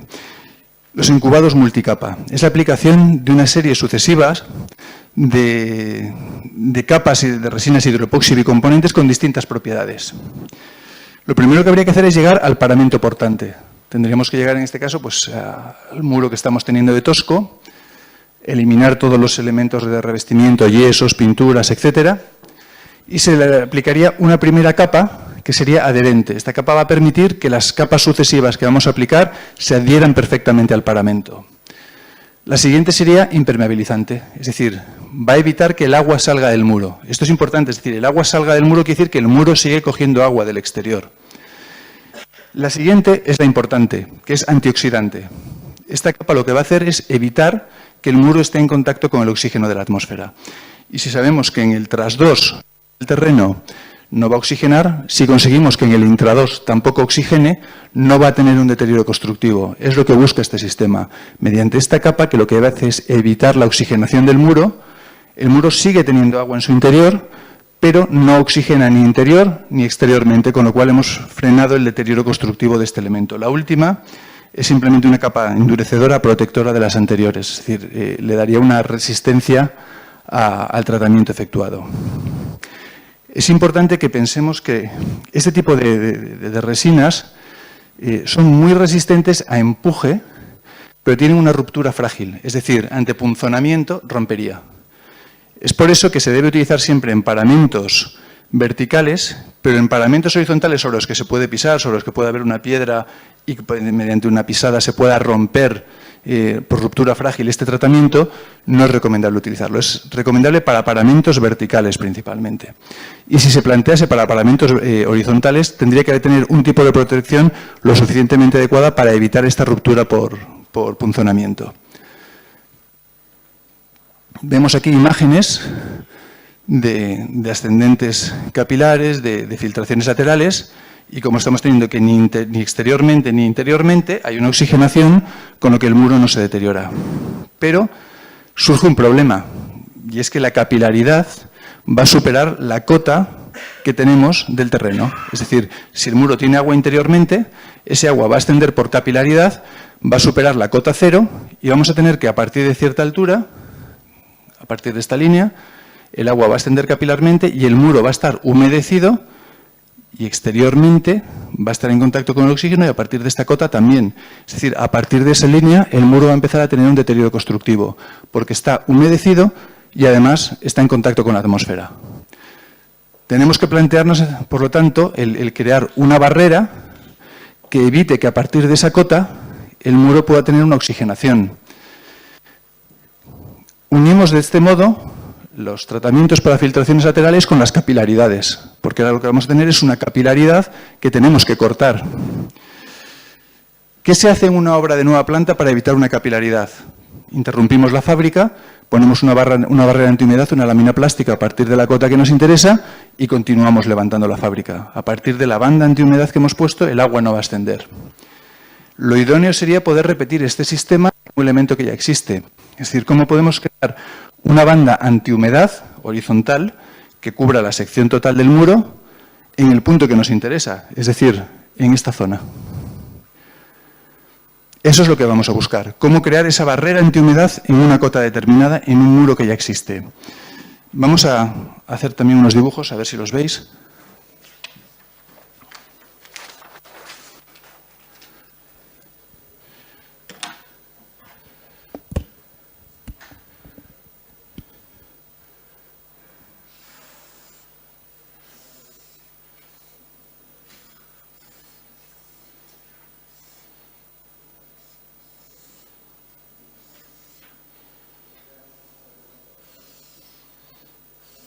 Estoy repitiendo la sección que teníamos en las imágenes que estábamos viendo.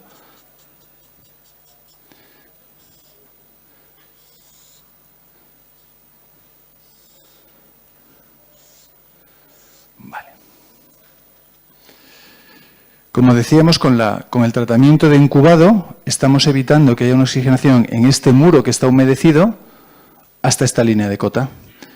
Hasta este punto, tanto interior como exteriormente, no hay oxigenación, pero a partir de esta línea tenemos que el agua por capilaridad va a superar esta cota y el muro va a estar humedecido por encima de esta línea y va a oxigenar tanto interior como exteriormente. ¿Qué queremos hacer? Crear una lámina impermeable antihumedad en toda la sección del muro y en todo su desarrollo horizontal, en la cota alineada con la cota cero. ¿Cómo lo podemos hacer? Si recordáis, cuando hablábamos de la ley de Yurin, decíamos que conociendo la porosidad de un sólido y la viscosidad de un líquido, se puede garantizar la expansión de un sólido dentro de un líquido. Esto es lo que se va a emplear para crear este sistema de tratamiento. Si nosotros hacemos un taladro en el muro y tenemos una emulsión siliconada totalmente impermeable de la que conocemos su viscosidad y hemos hecho una probeta del muro y hemos visto la porosidad de ese muro, vamos a poder insuflar, vamos a poder inyectar dentro del muro este elemento impermeable y vamos a poder garantizar una expansión determinada. Si hacemos esto, lo que vamos a hacer es, al inyectar esta resina, estamos creando en el interior del muro un cilindro impermeable, concéntrico con el taladro que hemos hecho. Si repetimos esta operación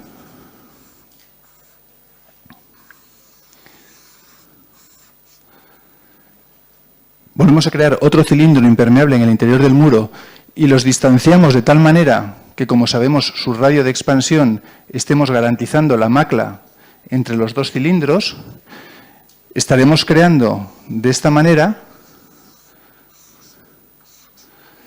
la lámina antihumedad dentro del muro que queríamos crear. Es decir, mediante estos taladros, esta inyección de resinas, de emulsiones siliconadas, estaríamos consiguiendo la creación de esta barrera horizontal antihumedad. Para ello tenemos, como decimos, que conocer la porosidad del elemento que se va a insuflar, adaptar la viscosidad de la resina a este elemento, esta resina se inyecta diluida en agua, se tendrá que hacer una proporción tal que permita esta expansión y garantizar, por lo tanto, la macla de cada una de estas perforaciones. De este modo, estaríamos creando esta barrera antihumedad. Es muy importante el poder garantizar, lógicamente, la expansión. Eso va a depender, como decimos, de la porosidad del muro a tratar. ¿Qué ocurre cuando un muro no permite esta expansión? Es decir, nosotros tenemos la fábrica de ladrillo fácilmente tratable, tenemos un muro de mampuesto, se puede tratar perfectamente. Cualquier muro que tenga un enjarje mediante algún tipo de mortero de argamasa es tratable, porque a través del llagueado se puede tratar. Pero si tenemos, por ejemplo, el granito no permite la expansión de esta resina.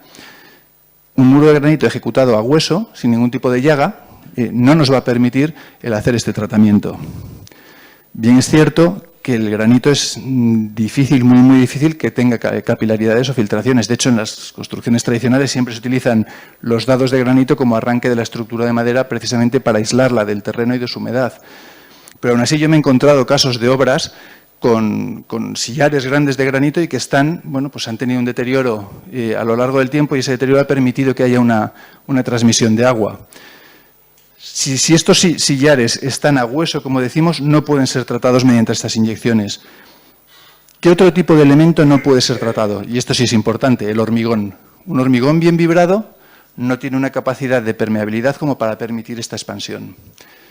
¿Qué se hace en el caso de tener un muro de hormigón o un muro de granito como el que estábamos hablando? Tenemos dos posibilidades. Uno, que el muro de hormigón muera a partir de una cota y cambie de material y sea una fábrica de ladrillo, que es lo más habitual. En el cambio de material es donde se va a hacer este tipo de tratamiento de inyectado y ahí podríamos crear la barrera antihumedad. Pero, ¿y si todo el edificio es de hormigón, qué se podría hacer? Bien, si nosotros tenemos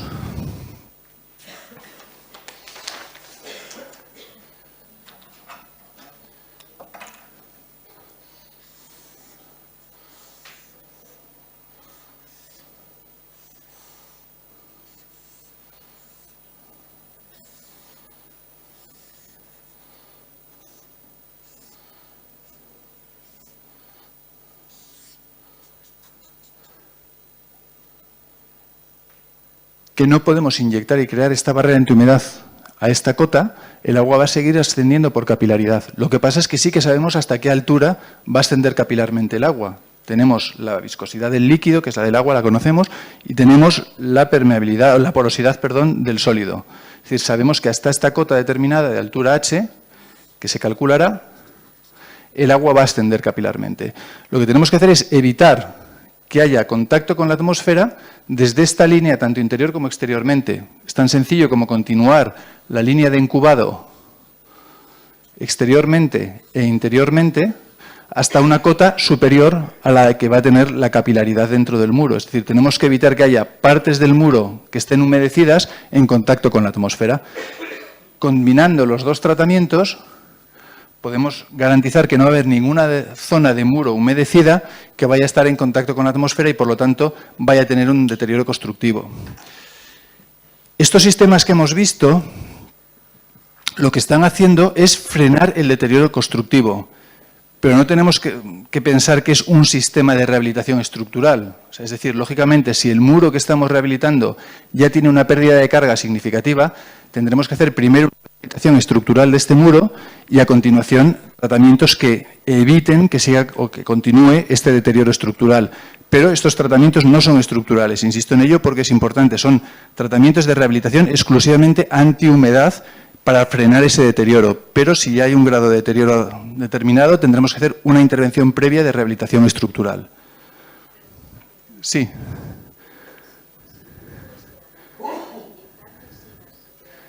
¿Sí? No, en absoluto. Piensa que estas perforaciones se van a hacer siempre por encima de la cota de rasante. Es decir, los empujes que vas a tener van a ser siempre verticales. Si lo hiciésemos por debajo de la cota de rasante, que tenemos empujes horizontales, estas perforaciones estarían partiendo, por decirlo de alguna manera, horizontalmente el muro, y sí que por empuje y cizallamiento podríamos tener un desplazamiento y una rotura. Pero como se va a hacer siempre por encima de la cota de rasante, nunca vamos a tener una pérdida de carga porque la perforación es mínima. Incluso asociando la perforación a un arco, la propia descarga dentro del taladro sería lateralmente, con lo cual no habría ese problema. Pero insisto, es porque se está produciendo por encima de la cota de rasante. Estamos viendo aquí imágenes de una ejecución de unos tratamientos de incubado y de unos tratamientos de inyectado laterales, que es tan sencillo como esto. Es decir, es una obra que es muy poco agresiva para el inmueble. Vemos aquí una fábrica. Normalmente se intenta inyectar siempre en la zona de llagueado porque es más poroso que la del ladrillo, pero bueno, el ladrillo admitiría perfectamente también la inyección de este tipo de tratamientos porque su porosidad permite su expansión. Vemos aquí más imágenes de las perforaciones. En el momento de ejecutarlas se taponarían para permitir que el agua con la disolución de microemulsiones no se evapore y se expanda adecuadamente dentro del muro. Estamos viendo una fábrica de bloque de ladrillo, que el bloque de ladrillo no permitiría esta expansión, pero a través del llagueado del mismo sí. Y luego tendríamos que tener que, antes de hacer una rehabilitación estética, es decir, hacer cualquier tipo de tratamiento de yeso, de pintura, de cualquier elemento que queramos recubrir el muro, hay que esperar un tiempo de secado natural. Es decir, las emulsiones que hemos inyectado van disueltas en agua, van a crear esta barrera antihumedad, pero ahora hay que esperar un tiempo determinado para que el agua que hay en el interior del muro se evapore adecuadamente y que podamos tratar superficialmente este paramento. ¿De qué va a depender esta evaporación o alcanzar el punto de tratamiento estético del muro? 2 o 3 factores. Primero, época del año, localización geográfica de la obra y, sobre todo, la sección del muro. No es lo mismo tratar una iglesia románica con muros de 2 metros que un muro de carga de un edificio residencial de 40 centímetros. Entonces, en función de la sección, pues tendremos un tiempo de secado. Se puede tratar cualquier tipo de sección de muros. Es decir, yo he rehabilitado iglesias románicas de muros de 2 metros y pico y se pueden tratar perfectamente con este sistema. Se pueden hacer de 2 maneras. Eso en función del aplicador, utilizarán un sistema u otro, que es tratarlo desde uno de los lados exclusivamente con perforaciones a distinta profundidad y hacer unas inyecciones continuas también en horizontal, o desde las 2 caras del muro, hacerla cruzado. El hacerlo desde las 2 caras es más rápido, pero tiene un problema. Es como las películas que hay un tío en la cárcel que quiere salir y él cava un túnel y los amigos desde fuera cavan otro, pero se cruzan al final. Entonces el tío no sale. Esto pasa lo mismo. Si lo hacemos desde las 2 caras, cabe la posibilidad que una vaya a una cota, otra vaya a la otra, y en este espacio entre las 2 perforaciones estemos teniendo que no estamos insuflando la cantidad adecuada de emulsión y se pueda meter el agua por ella. Por lo cual, si lo hacemos a 2 caras, hay que garantizar muy bien que estemos haciendo los taladros a la cota adecuada para que no haya una diferencia de cotas entre los 2 lados. Y estamos viendo unas imágenes del caso más desfavorable que nos podríamos encontrar. Estamos viendo un terreno muy saturado en agua que está afectando al muro de contención de tierras, pero además vemos que el forjado tiene la dirección de la forja atestando contra el muro que está afectado y está cogiendo agua de este muro. No solamente el forjado, sino que además las vigas que atestan contra este forjado están absorbiendo también, el propio entrevigado está absorbiendo agua del propio muro. ¿Qué tenemos que hacer en este tipo de casos?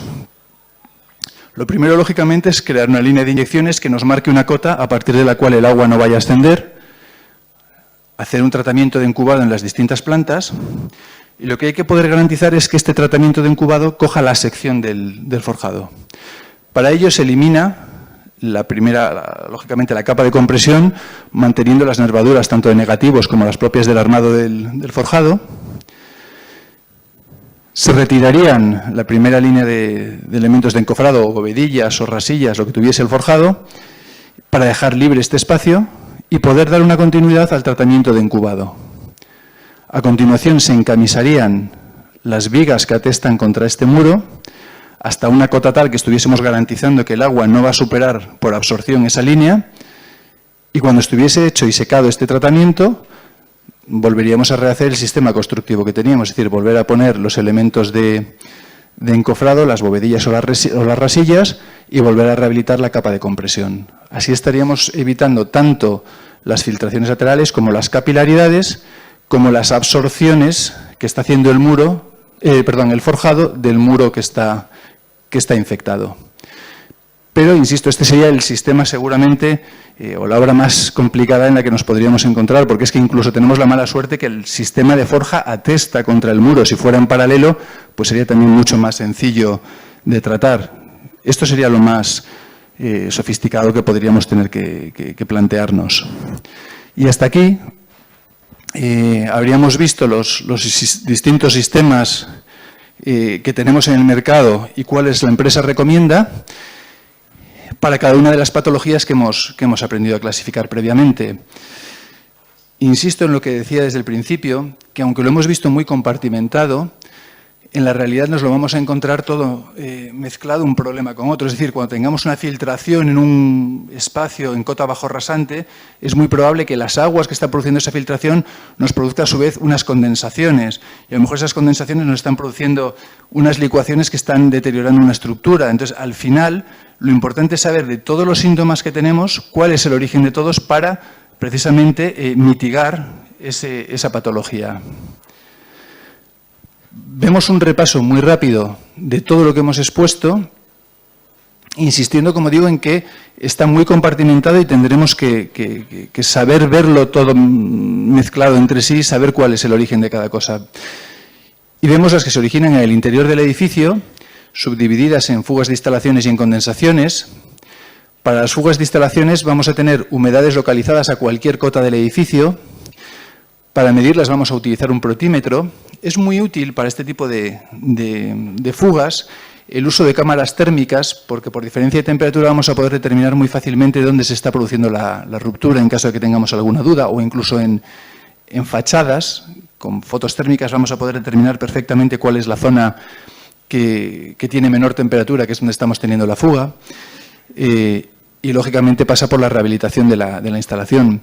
Las condensaciones se van a manifestar mediante licuaciones de aguas en zonas frías y se van a producir anidaciones de hongos y principalmente de aspergillus en estas zonas humedecidas. Era muy útil para entender el funcionamiento el uso de la gráfica de Molière, y como elemento de medición para determinar las condensaciones utilizábamos el higrómetro.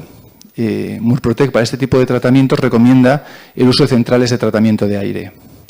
Las que se originan en el exterior del edificio pueden ser por empujes de agua horizontales, que serían filtraciones en cotas siempre bajo rasante. Las mediríamos con protímetro y medición de laboratorio, y se recomienda el uso de incubados multicapa. Para los empujes verticales descendentes o goteras, van a ser siempre goteras de desarrollo descendente en zonas en contacto con el exterior, y indicar simplemente que tenemos que plantearnos una rehabilitación en principio desde el exterior. Las ascendentes o capilaridades van a arrancar siempre desde la base del muro. Hay algunos casos, esto es anecdótico, pero por ejemplo en Madrid se produce mucho en edificios de principios del siglo XX, que las balconadas de estos edificios, no sé el motivo, están mal pendienteadas casi de manera generalizada, y en lugar de eliminar las aguas hacia afuera, las están metiendo hacia el edificio.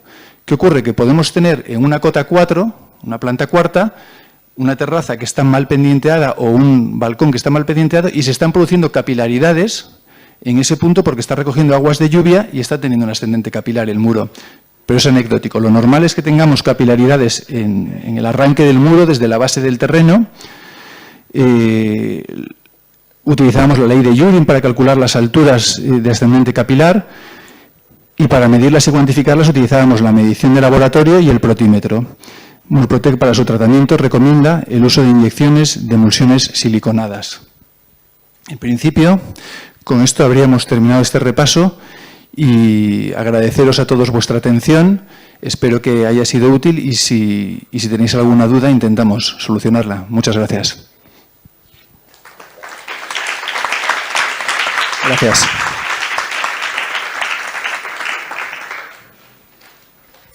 ¿No hay dudas? ¿Sí? ¿Al fondo? Si puede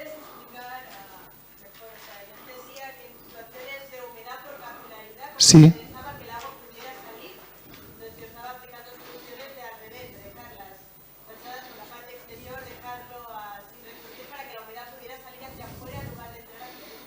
Sí. Sí, te explico. Si recuerdas, desde el principio de la conferencia, hablábamos que el problema del agua es precisamente cuando oxigena y cuando evapora. Cuando el agua evapora es cuando cristalizan las sales que hay en el interior del agua y se rompe la estructura micromolecular del muro. Es decir, si nosotros lo que hacemos es acelerar esa evaporación, estamos acelerando la cristalización de las sales disueltas en el agua y estamos deteriorando más el muro. Tú exteriormente vas a ver que el muro tiene menos agua porque se está evaporando más rápidamente, pero sigue cogiendo agua del exterior y al evaporarla cristaliza y rompe interiormente la estructura del muro. Por lo cual, aunque aparentemente, si tú haces una medición higrométrica, te está dando que la cantidad de agua que tienes es superficialmente menos, interiormente sigues teniendo la capilaridad, y estás deteriorando más el muro porque estás acelerando su evaporación. Por lo cual, el tratamiento tiene que ser precisamente lo que tú decías, el contrario. Es decir, evitar que o mediante inyecciones estemos haciendo que el agua no pueda subir de esa cota, que es lo idóneo, o si tenemos un material que no permite la expansión de estas inyecciones, el evitar que esté en contacto con el oxígeno. Porque puede estar humedecido, pero si no está en contacto con el oxígeno no va a tener un deterioro constructivo. Es por eso que en lugar de que por lógica dices, bueno, pues yo lo abro y va a evaporar más rápido, sí, pero sigues teniendo la misma captación de agua desde la base y lo que haces es elevar la velocidad de evaporación. No, lo que tienes que hacer es lo contrario, justo es cerrarte el exterior, evitar que tengas contacto con el oxígeno y aunque el muro esté humedecido, como no estás teniendo contacto con el oxígeno no vas a tener un deterioro constructivo. Es por esto. ¿Alguna otra cuestión? ¿Sí? Perdón. Tú hablabas cuando había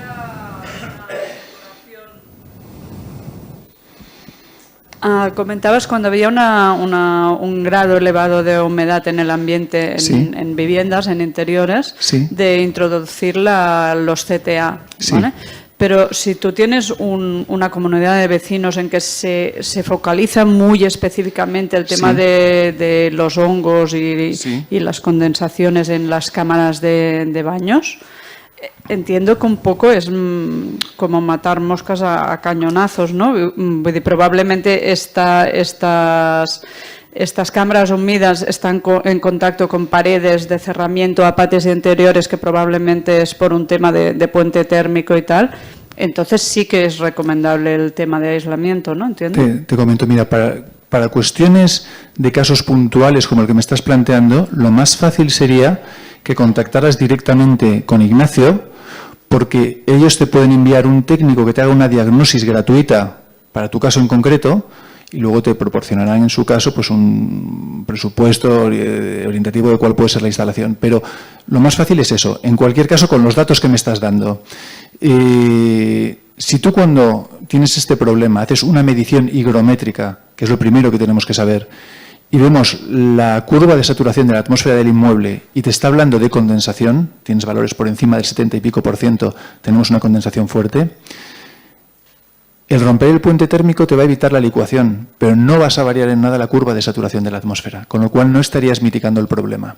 Si cuando tú haces esta medición no tienes una curva de saturación por encima de ciertos valores, estamos hablando de una atmósfera saneada, y tienes licuaciones, eso sí sería un problema de licuación y ahí sí que tiene sentido un revestimiento que te haga una ruptura de puente térmico. Pero si cuando tú haces la medición higrométrica te está hablando de valores altos de condensación, no te bastaría con hacer una ruptura de puente térmico porque con eso evitarías la licuación pero seguirías teniendo la patología de la condensación. Es por eso que insistía yo mucho en diferenciar licuación de condensación. Cuando tengas condensación, romper puentes térmicos no te es suficiente. Si tú no tienes condensación, romper puentes térmicos te puede funcionar. Por eso es muy importante diferenciar las dos casuísticas. Con lo que me estás comentando, tendrías que hacer una medición higrométrica y en función del valor que te diese, sabrías qué tipo de actuación deberías de determinar. ¿Pero el valor de condensación ¿sí? se estima igual para toda la vivienda? Vamos a ver, sí y no.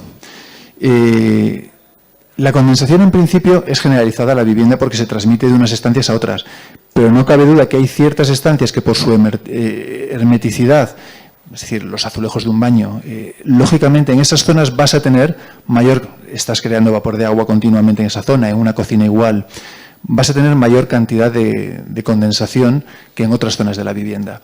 Pero es generalizada en la vivienda. De hecho, cuando una vivienda tiene condensaciones, tú vas al salón, haces una medición y tienes también una medición de condensación elevada. ¿Sí? ¿Alguna otra cuestión? ¿Sí? ¿Al fondo?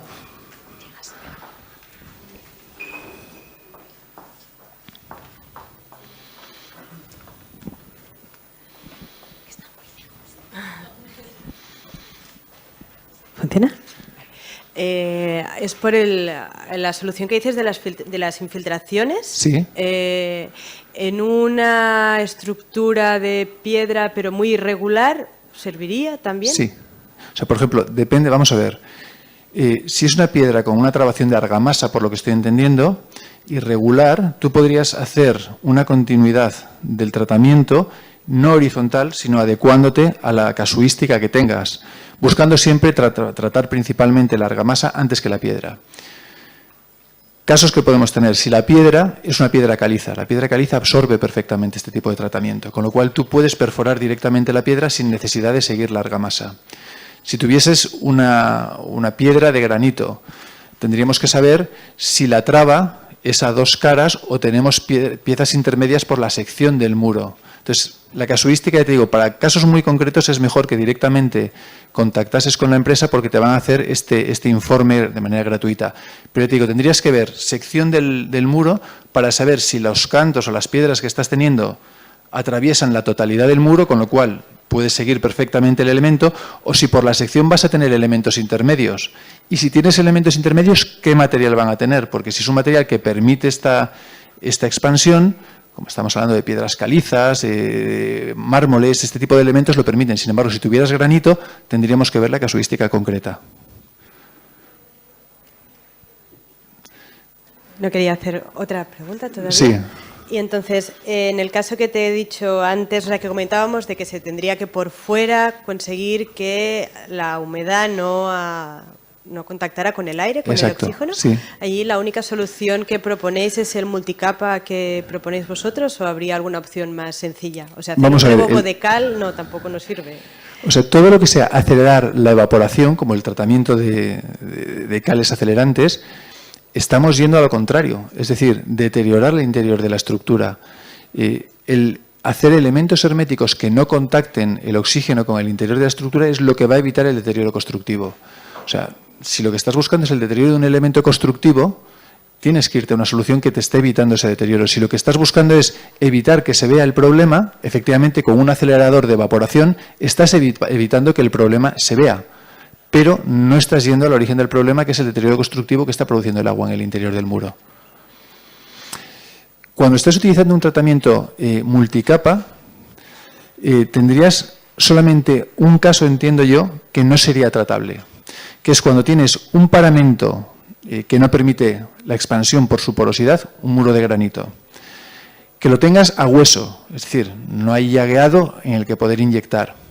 Y además es un elemento protegido por patrimonio, de tal manera que hay que permanecer con su aspecto exterior sin tocarlo, sin agredir sobre ese aspecto exterior. Ahí no podrías hacer un incubado porque patrimonio no te lo va a permitir. Y además no puedes hacer un inyectado, con lo cual este tratamiento no funcionaría. Sería el único caso en el que por estar protegido por patrimonio y no permitir la expansión de una inyección no podrías hacer este tipo de tratamiento, pero es un caso muy concreto. Último, el precio, los costes, ¿no? O sea, sí.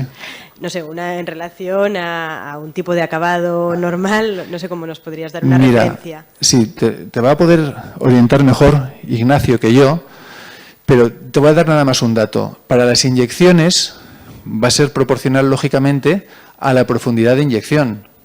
La cantidad de material y de trabajo, lo que poníamos el ejemplo de una iglesia románica, no tiene nada que ver el trabajo por metro lineal con el que estemos inyectando un muro de 40 centímetros. Es decir, el precio va a ser función de la sección.